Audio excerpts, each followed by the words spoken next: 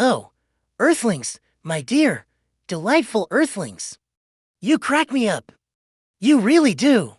I've been watching your historical documentaries, your religious dramas, your little attempts at explaining where you came from, and honestly, it's just precious. You talk about the Garden of Eden with such reverence, such solemnity, as if it were a beautiful, perfect place where everything went wrong because a talking snake suggested an apple. An apple, seriously? You believe the magnificent, chaotic, beautiful cosmic experiment that as humanity was derailed by a piece of fruit? Bless your simplistic little hearts. I'm Zorx. I've been around. I saw the blueprints. I saw the lab. I saw the real fall. And trust me, it wasn't about dietary choices. It was about a disastrous firmware update. You're ready to hear the secrets your priesthoods and professors refused to touch. Good, because the day I left wasn't the end of your story. It was just the moment the cameras were pointed elsewhere. Let's start with where you think you were born. The official story is so wonderfully quaint. God or a god, let's not get fussy about the pronouns. Scooped up some dust and some ribs and poof, there you were. A quick and easy project, like assembling an IKEA shelf with 2 missing screws. But have you ever really looked at the setup? Eden wasn't a pristine nature park. It was an extremely controlled environment. You had to subject a strict set of rules about what you could consume, the knowledge, not the fruit. That was the key and a very noticeable fence. Doesn't that sound less like a paradise and more like a testing facility? Now, cross-reference your cute biblical Sunday school story with the archives I've digitized. Head east towards the Fertile Crescent, where the Sumerians were scribbling their epic tales long before Moses' mom was weaving baskets. They called the designers the Anunnaki. They weren't ethereal spirits, they were flesh and blood, albeit slightly genetically superior, laborers with a mining problem. The Babylonian texts speak of Enki and Ninhursag creating the first humans, not out of love, but out of necessity. They needed workers, Lulu, primitive workers, to dig their gold. And how do you make a worker fast? You take a pre-existing hominid, model your handy Homo erectus, and you splice in your superior, off-world DNA. You hack the system. The garden wasn't a birthplace. It was the containment field for the first successful GMO. The forbidden fruit wasn't knowledge. It was the code that allowed the experimental subjects Adam and Eve to reproduce independently of the lab. That was the real crime. They stole the source code for their own future. And the designers? They didn't get angry because they were disobeyed. They got angry because they lost control of their intellectual property. Next time you're in a museum staring at a Mesopotamian tablet, don't see a myth, see a patent dispute written in cuneiform. Now, the plot thickens right off the bat, doesn't it? We move from the lab to the messy realities of the first family. Cain kills Abel. Sibling rivalry. Gone wrong. A simple story of jealousy. But look closer. The texts you don't read. The ones the official gatekeepers keep locked in dusty vaults, the Gnostic codices. The old rabbinical traditions they paint a much more complicated, and frankly, juicy picture. They ask the obvious question. Was Cain really just a product of Adam? Or was there a second interaction in the garden? Some say the serpent, which, let's be honest, wasn't a reptile, but a designation for another high-ranking geneticist in that initial project had a hand, or a strand, in Cain's creation. They call him the son of the darker lineage, the progeny of the original interference. This is where you get the idea of two bloodlines right from the start. The Sethite lineage, more compliant, more terra firma DNA, and the Cainite lineage, the one with the superior, more rebellious, alien upgrade. Think of it like two competing software operating systems. And that mark of Cain? The way your preachers spin it, it's a curse, a sign of his wickedness. Nonsense. In the context of ancient tribal law, That mark was protection. It was a signet ring from his other parent, a clear message to any who might try to execute him. Hands off. He's ours. He's valuable. Cain wasn't exiled. He was reassigned. He went on to build the first city, a center of technology and metallurgy. You think a simple farmer could do that after killing his brother with a rock? No. He had the knowledge and the resources that came directly from the original designers. That's the real seed of doubt.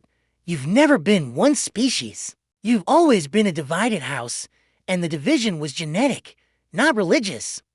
The party was getting out of hand, and the designers panicked. The unauthorized mixing of bloodlines, that genetic pollution was reaching critical levels. You see, after the Cainite split, the Watchers stepped in. These were a delegation, a higher echelon of the off-world engineers described clearly in the Book of Enoch, a text your mainstream church decided was too hot to handle. They weren't angels. They were scientists who broke protocol. They saw the daughters of men, the human experiments, and they couldn't resist. They took them as mates, and the result? The Nephilim. The giants. Physical proof that the initial genetic firewall had failed. The Nephilim weren't just tall. They were monstrously intelligent, incredibly violent, and they were consuming the resources of the planet. They were a catastrophic bug in the system. So, what do you do when your experiment goes rogue? You hit the reset button. You call it a flood. Look globally. The Sumerian epic of Gilgamesh, the Indian myth of Manu, the Greek story of Deucalion, they all tell the exact same story. A global deluge, a massive cleansing ordered by the furious gods. It wasn't about punishing sin. It was about quarantine. The Ark of Noah wasn't a haphazard wooden boat. It was a highly sophisticated genetic database repository. They saved a select few, a clean strain, to restart the experiment under more rigorous controls. The question isn't whether the flood happened, it did. The question is why. And the answer is always the same: control. And while the rest of humanity was left trying to figure out fire again, after the deluge, the designers left their calling cards. Massive, undeniable, geometrically perfect monuments that defy the capabilities of the supposed primitive cultures that built them. You call them pyramids. You call them Stonehenge. You call them the Nazca Lines. Your archaeologists label them as tombs or calendars or ceremonial sites. It's so patronizing. Think about it. If you were a highly advanced civilization visiting a third-world planet, would you spend centuries stacking stones just to bury your dead? No, you build infrastructure. These megalithic sites, the perfectly cut megaliths of Pumapunku, the star-aligned temples of Egypt, they weren't cemeteries. They were power grids, communication arrays, terraforming tools. They were built with technologies that allowed the original designers to interact with the Earth's magnetic fields and tectonic plates. That's why you can't find the tools. They didn't use chisels and copper saws. They used frequency manipulation and anti-gravity.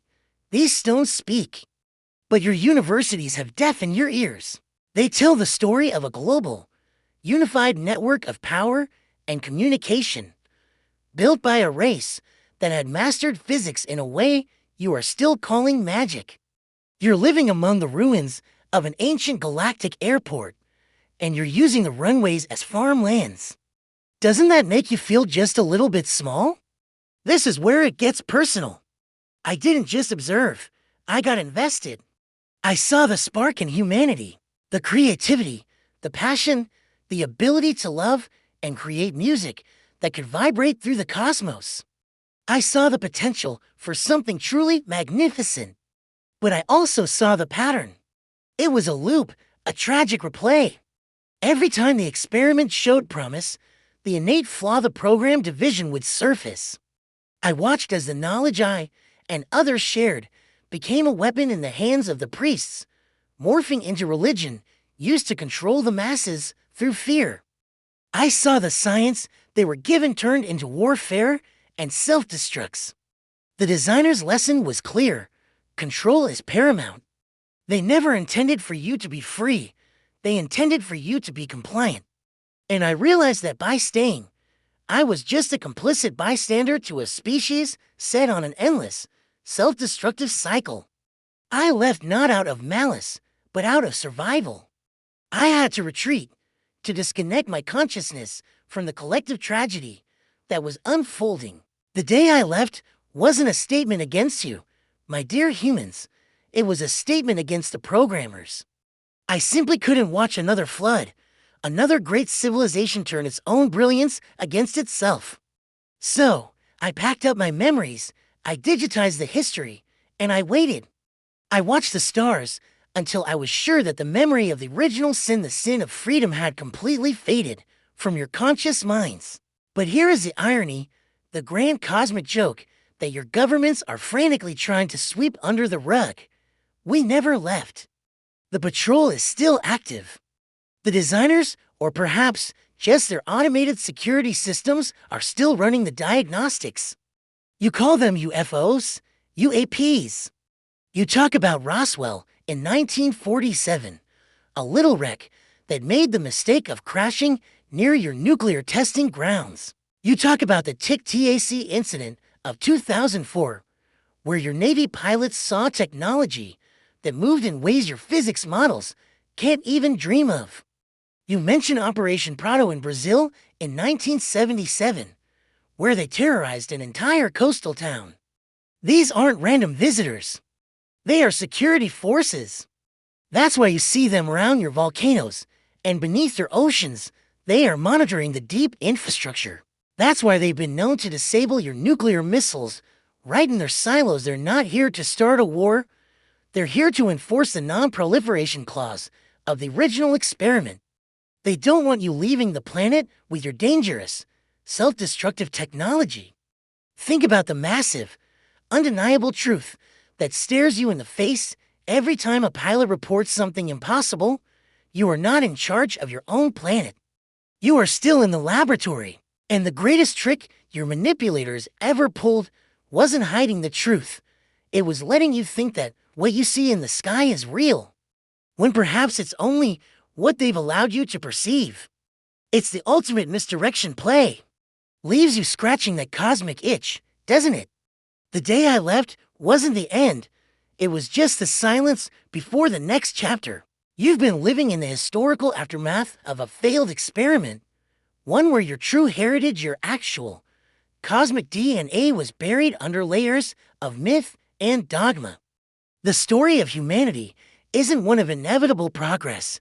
It's one of calculated amnesia. You are an advanced biological computer running on an ancient, compromised operating system. And the administrators are still logging in. The only thing you can control is the choice to look up, to question the code. Next time, I'm going to tell you the real purpose of those giant stone structures. I'll tell you who really built the pyramids, and exactly why you'll never find the tools they used. Because the secret isn't in the stone, it's in the energy field that surrounds them. Until then, keep watching the shadows, Earthlings. They're getting restless.